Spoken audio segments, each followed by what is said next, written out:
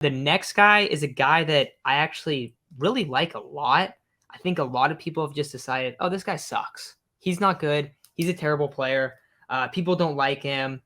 But the guy I'm talking about is Baker Mayfield. Baker Mayfield has 1 year removed from being like the hero for the Cleveland Browns. Like this guy took him, he didn't look that good, but they almost beat the Chiefs in the playoffs. There was a fumble at the pylon that kind of screwed that up. I believe it was Rashad Higgins, I want to say. But definitely just a spot where we're looking at. And I think Baker's in maybe the lowest pressure spot out of any of these guys.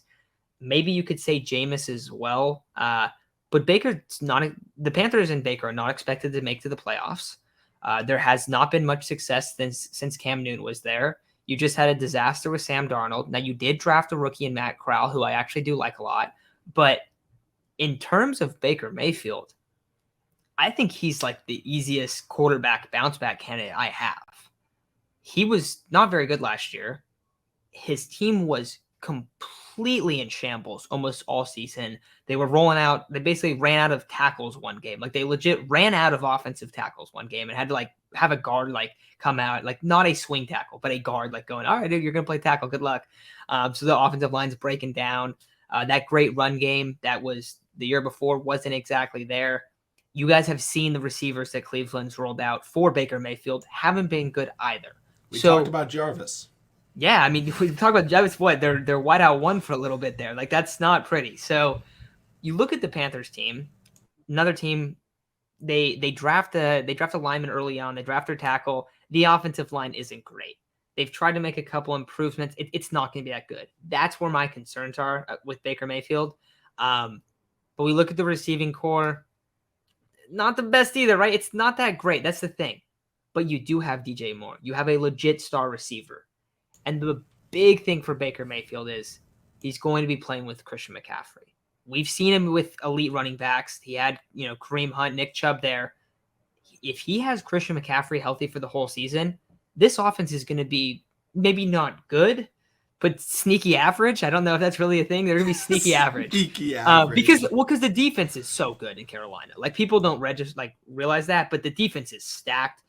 Me and you, I mean, we've talked about the Panthers defense. They have a ton of pieces. They are legit on the defensive side of the football, but offensively, if they can just control the clock, play smart football, and Baker doesn't force things, they could be a team that sneaks into a wild card spot in the NFC. The NFC is not good. The NFC does not have a lot of talent, and there's always going to be injuries. So a couple of these teams have a quarterback get injured, they could easily make the playoffs.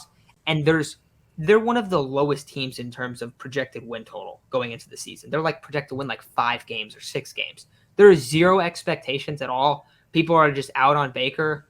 I don't think Baker was ever worth the number 1 overall pick, but he's going to be, I feel like he's going to be serviceable. And if he's serviceable in Carolina and they come back next year and they build the offensive line around him, they try to add another wideout for him, and you still got McCaffrey, you still got DJ Moore and that stud defense, he could have a career resurrection in Carolina. So I think that he's a guy that just is not really getting talked about enough. And I don't think he's amazing or anything like that, but I think he was completely hurt last year, playing on maybe one of overall, just because of injuries, one of the worst offenses in the sport.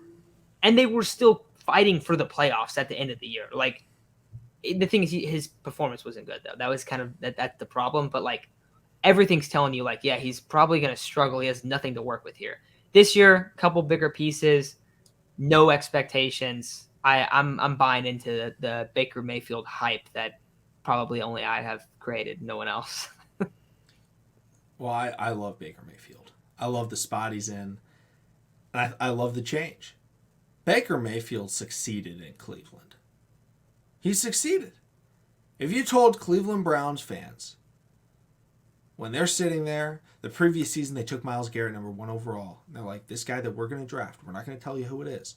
Whether it's Baker Mayfield, Josh Allen, Josh Rosen, Sam Darnold, Lamar Jackson, you told them, hey, we're going to be in the playoffs in his rookie deal. They wouldn't believe you. They'd be like, what? No. He's going to play for us for 1 year. We're going to draft a new quarterback, number 1 overall. We've done it every year for the last 38 years. We can't get anyone. No one takes us to the playoffs. No one. Baker Mayfield comes in his rookie year. I was like, wait a minute, is that a touchdown record? And he didn't even start week 1 because they were doing Tyrod Taylor and Hugh Jackson, the legend, who was paid to lose games. Hugh Jackson, whatever. He didn't want to play Baker. Baker still comes in and was like, oh my gosh, this guy's destroying everybody. I was like, okay, this guy's kind of good. He almost had them in the playoffs that season, or had them like competing, and it was like, okay. Next year, I was like, all right, wow, they're all right. 2 seasons ago, it was like, wait a minute, they're in the playoffs? And Matt, like you said, they almost beat the Chiefs in the playoffs. Chiefs went to the Super Bowl. They beat the brakes off of Ben Roethlisberger and the Pittsburgh Steelers. Like, it was ugly. That's success. And then they turned on him. And Baker Mayfield is an energetic player that brings drive and energy to everything that he does, on your football team. And when your fans aren't cheering for you like they used to, the energy guys, they don't thrive as much because the crowd is what, fuels them. Baker Mayfield is the type of guy to stake the flag in the center of the field. He's the type of guy to slide into the end zone in the game-changing, lead-breaking run against the Baltimore Ravens in Monday Night Football in prime time, leading a comeback. That's the type of guy he is. And the crowd goes crazy. And then all of a sudden, it was last year, it was like, oh, man, we don't like Baker anymore. We want him gone. It's like, no, your offense just sucks. He's going to be in Carolina where they're desperate to watch any football. Like, they're like, please don't be horrible. And he's got playmakers. Christian McCaffrey's going to make plays, and Baker Mayfield's going to start doing some dance moves, and he's going to start, playing the guitar, whatever he wants to do. It's going to be a lot of fun. There's going to be a lot of energy. And Matt, like you said, I think absolutely they should absolutely be in contention for a wild card spot this season because they're going to play with energy, and that defense is going to force a lot of turnovers. Brian Burns is going to get some strip sacks, and then all of a sudden it's like, oh, you've got Baker Mayfield who can run play action as well as anybody. Christian McCaffrey, who is play actioning too, which everyone has to pay attention to.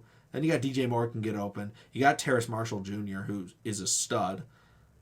And then you can also check it down to some guy named Christian McCaffrey, who, if he was a wide receiver, would maybe be a top 10 wide receiver in the NFL. He's going to do well.